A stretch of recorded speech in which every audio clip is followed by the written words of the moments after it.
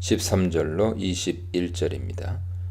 어떤 이스라엘 남자가 결혼한 후 아내를 미워하여 이혼하려는 마음으로 아내의 처녀성을 구실로 삼는 일이 발생할 수 있었습니다.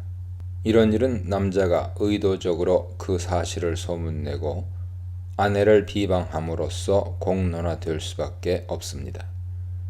혼인관계를 깨뜨리고 고에게 신부값을 돌려받으려는 의도였을 것입니다. 이때 그 성읍 사람들은 아내가 누명을 쓰고 있는지 아닌지 진상을 조사하여 처리해야 합니다.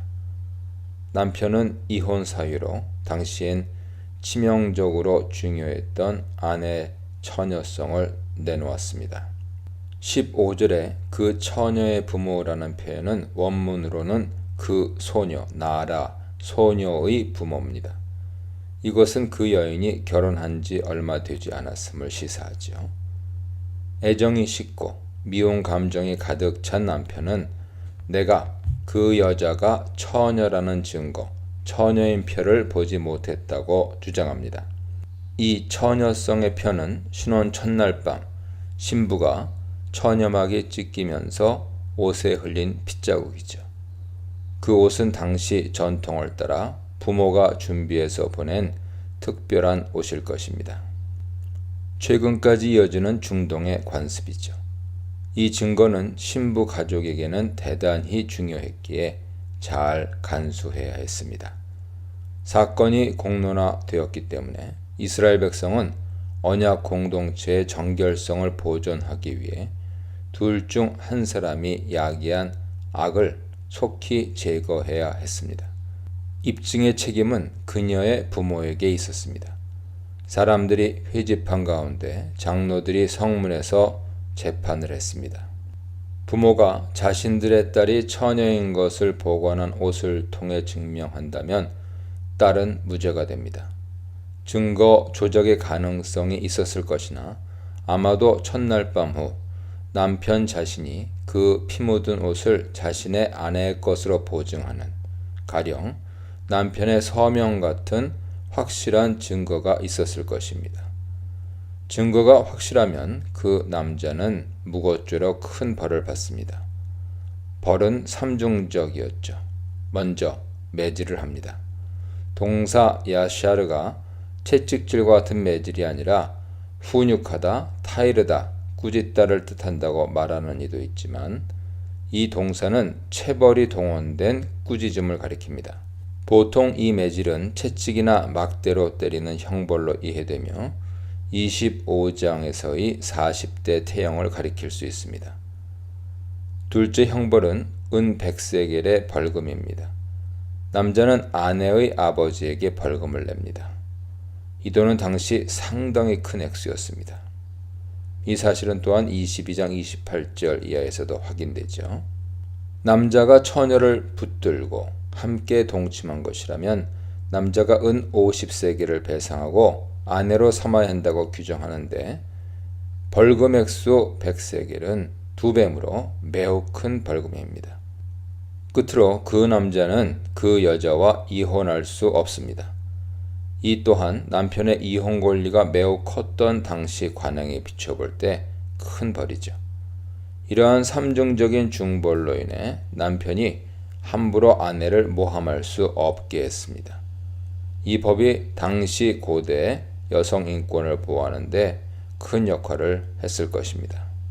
부모가 처녀성 증거를 제시하지 못하면 그 여자에게는 가장 큰 형벌인 사형이 선고되었습니다. 장로들은 그녀를 성문에서 아버지 집으로 끌고 갔습니다. 한글 개역은 오역이죠. 그곳에서 투석형으로 처벌합니다. 이것은 그녀가 아버지 집에 사는 동안 창기의 행동, 곧 극도의 수치스러운 일을 저질렀기 때문이며 동시에 딸을 간수하지 못한 아버지에 대한 문책성 의미도 들어있습니다.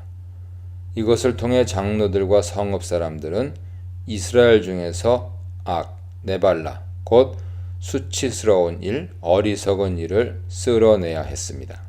22절로 30절입니다.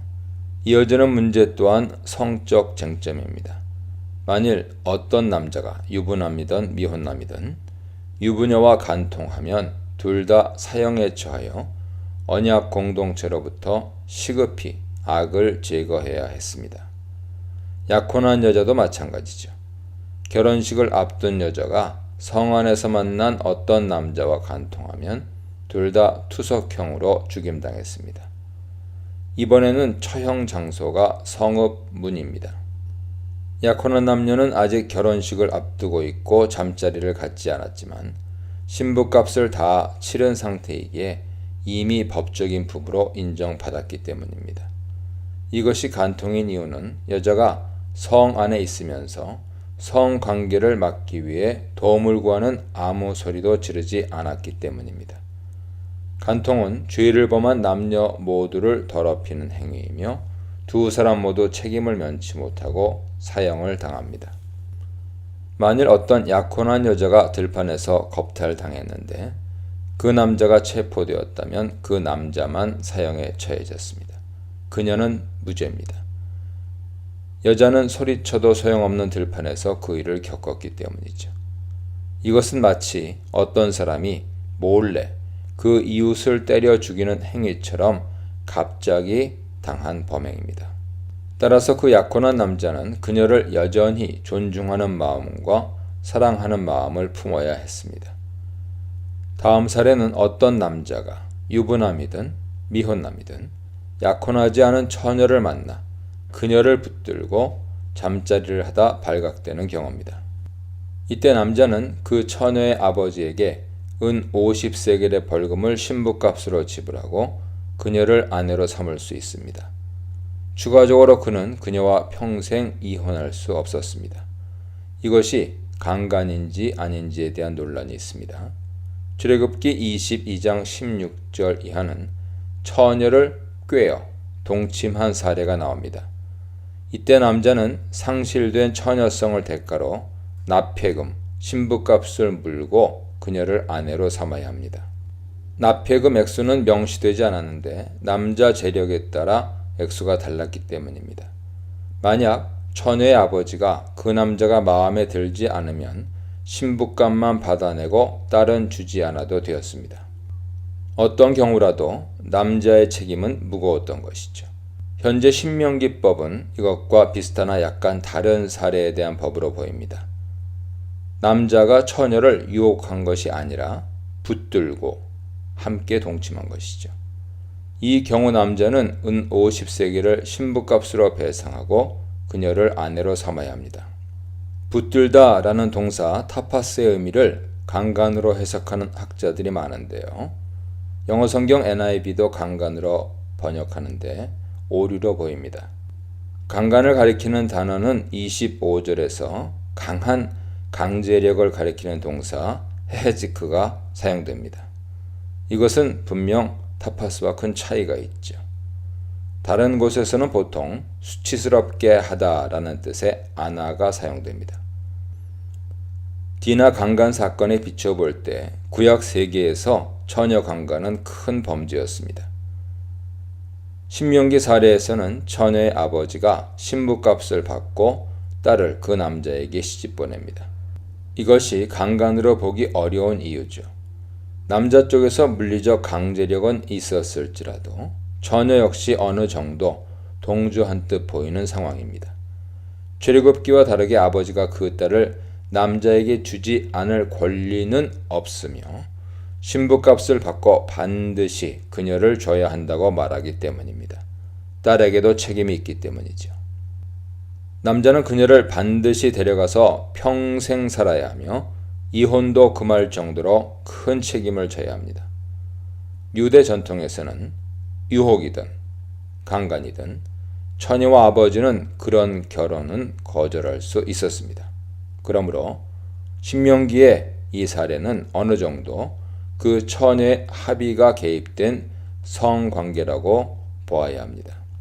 30절은 다시 한번 이질적인 내용이 갑자기 끼어든 것처럼 보이지만 성관계법 범주에 들어맞습니다. 아버지의 아내는 자신의 어머니가 아닌 아버지의 다른 아내나 첩인 경우죠. 아버지와 이혼했거나 아버지 사망 이후 홀로 된 그 여자를 결코 아내로 맞아서는 안 됩니다. 이것은 아버지 하체를 드러내는 수치스럽고 역겨운 일이죠. 결혼한 여인의 정결에 대해, 불법적인 성범죄에 대해, 기타 성적 사안들에 대해 묵상해 보시기 바랍니다.